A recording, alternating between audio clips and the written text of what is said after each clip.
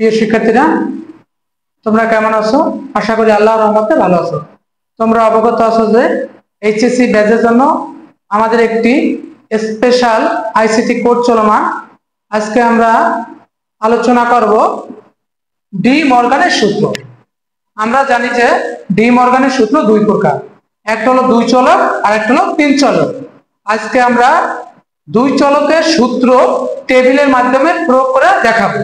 দেখো, প্রথমে আছে ডি মর্গানের দুই চলকের সূত্র হলো, প্রথমে আছে হলো এক নম্বর হলো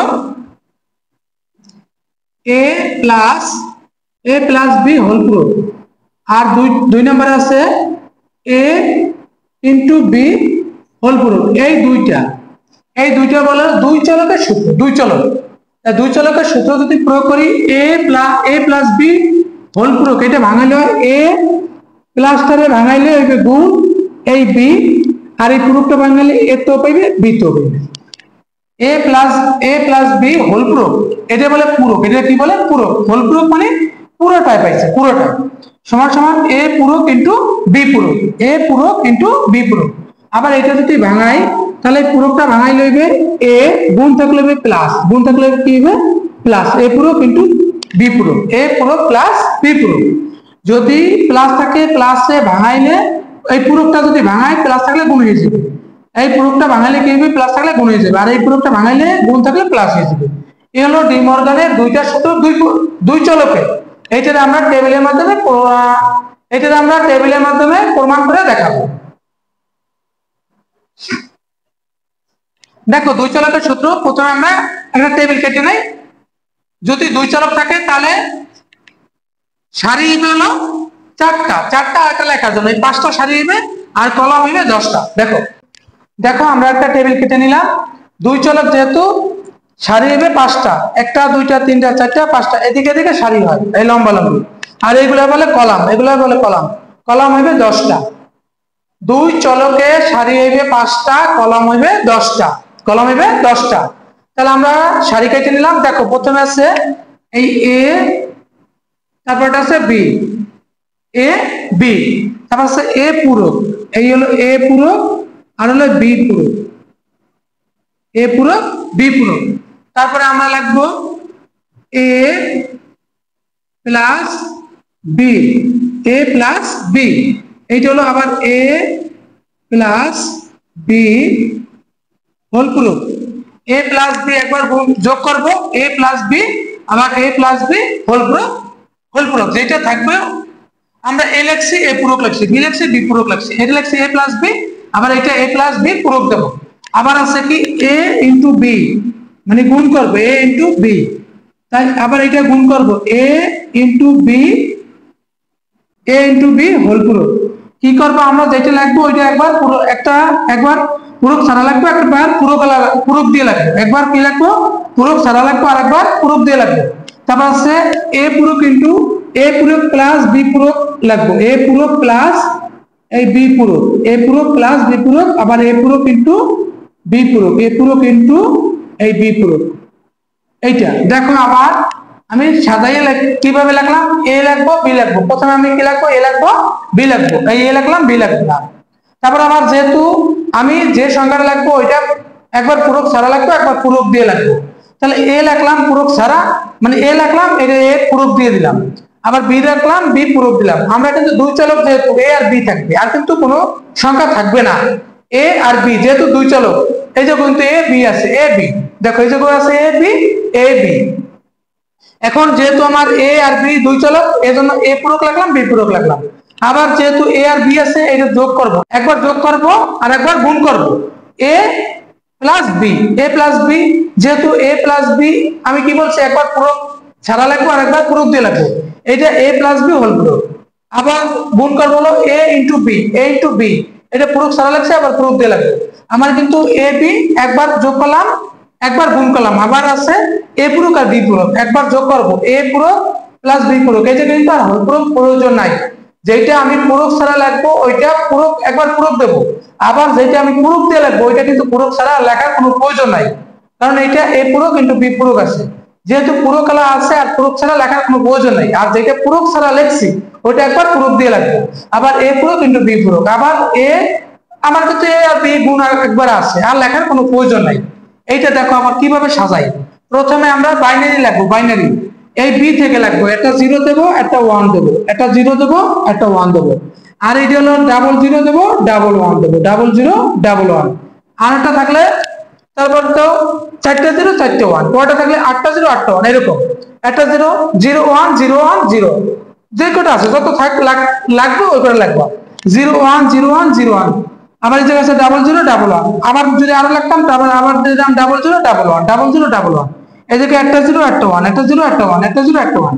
দেখো আমি কি বলছি, পূরক, পূরক যদি থাকে এই এ আছে, পূরক হলে বিপরীত হয়ে যায়। পূরক হলে কি হয়, এর যে সংখ্যা আছে ওটা বিপরীত হয়ে যায়। এর এই জায়গায় আছে 0, এই জায়গায় 1, পূরক থাকলে বিপরীত হয়ে যায়। এটা আছে কি 0 হইবে 1, এটা আছে 1 হইবে 0, 1 থাকলে কি হবে 0, এটা আছে 1 হইবে 0।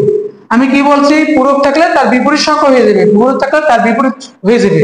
এই জায়গায় আছে বি 0, 0 থাকলে হইবে 1, এই জায়গায় আছে 1 হইবে 0, এই জায়গায় আছে 0 হইবে 1, এটা আছে 1 হইবে 0, বিপরীত লিখলাম।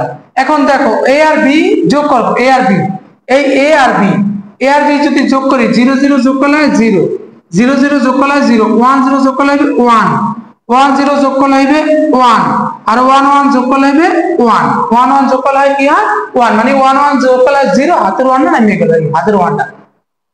আবার দেখো এইটার বিপরীত হইবে, এই জায়গায় যে সংখ্যা আছে তার পূরক বিপরীত, তার জন্য এই আছে 0 হইবে 1, এটা আছে 1 হইবে 0, এটা আছে 1 হইবে 0, এটা আছে 1 হইবে 0, এই 0।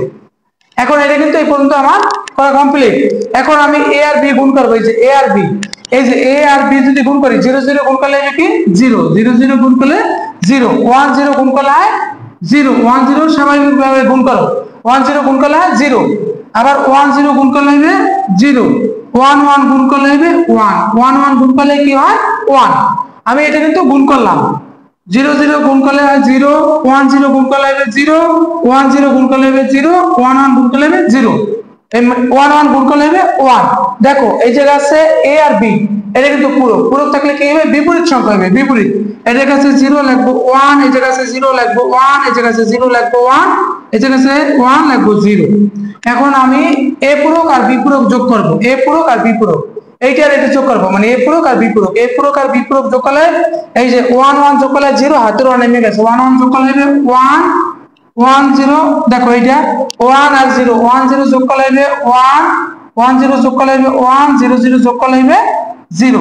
এইটা আবার গুণ করব, দেখো এইটা এই যে গুণ, 0 0 গুণ করলে হবে 1, 1 1 গুণ করলে হবে 1, 1 0 গুণ করলে হবে 0, 0 1 গুণ করলে হবে 0, 0 0 গুণ করলে হবে 0। এই হলো আমার দেখো টেবিল।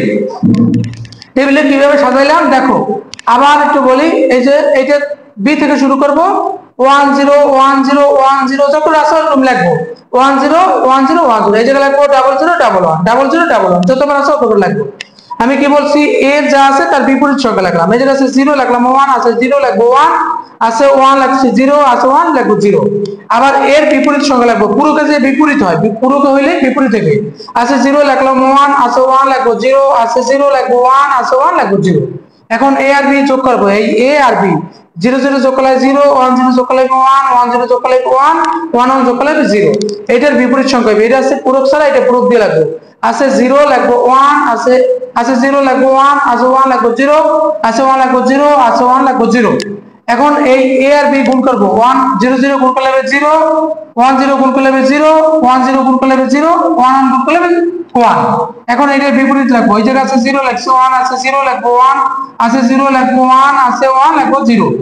এখন এইটা হলো এই এ পূরক প্লাস বি পূরক, এই এ পূরক প্লাস বি পূরক, এইটার এটা যোগ করব, 0 0 যোগ করলে 1 1 যোগ করলে 1, 0 1 0 যোগ করলে 1, 0 1 যোগ করলে 1, 0 0 যোগ করলে 0।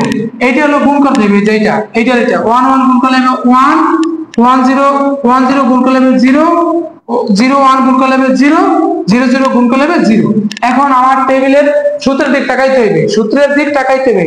টেবিলের মাধ্যমে আমার ডি মর্গানের সূত্র প্রয়োগ করতে বলছে, তাই আমার আছে এ পূরক, এই এ প্লাস বি হোল পূরক, এই দেখো এ প্লাস বি হোল পূরক, এইটা এইটার সাথে আমার মিলবে কোনটা,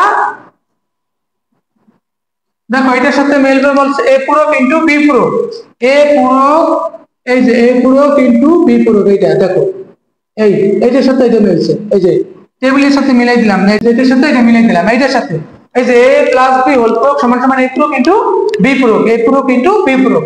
আবার বলছে এ বি হোল পূরক সমান সমান এ পূরক ইন্টু এ পূরক প্লাস বি পূরক। দেখো এ প্লাস বি হোল পূরক, এটার পরিবর্তে এ পূরক ইন্টু বি পূরক। এই দেখো এইটার সাথে এই মিলাই দাও, এই দেখো এটার সাথে যে 1 আছে, এই 1 আছে, 0 আছে 0, 0 আছে 0, 0 আছে 0, টেবিলের সাথে মিলে গেছে। দেখো আবার এইটার সাথে এই 1 আছে, এইটা মিলছে না, এইটার সাথে 1 1 1 1 1 1 0 0। দেখো আমরা এই যে ডি মর্গানের সূত্র টেবিলের মাধ্যমে প্রমাণ করলাম, এরকম কিন্তু আসতে পারে। এটা বলে ডি মর্গানের সূত্র টেবিলের মাধ্যমে প্রমাণ করো।